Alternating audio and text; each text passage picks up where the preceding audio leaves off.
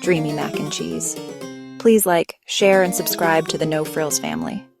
Ingredients: 3 cups of freshly shredded sharp cheddar cheese, 1 pound, 16 ounces box of elbow macaroni or cavatappi, a quarter cup of unsalted butter, a quarter cup of all-purpose flour, 2 to 2.5 cups of whole milk, warmed slightly, plus more as needed. Garlic powder 1/2 teaspoon, salt 1 teaspoon, pepper 1/2 teaspoon. In a pot with generously salted water, cook pasta according to package directions. Drain and set aside. Do not rinse with water.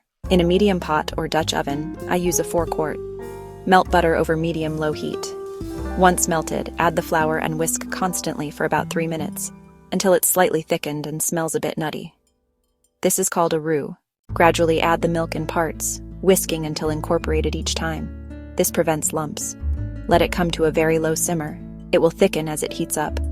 This should take about 3 minutes or so. Once thickened, stir in the shredded cheese and mix. Turn off the heat as soon as it's incorporated and melted. Season with garlic powder, salt, and pepper. Tip: there's no need to simmer the cheese sauce, as too much heat can make it gritty. Return the cooked macaroni pasta and stir until well combined and warm. If the sauce is too thick, stir in more milk as needed. Serve immediately.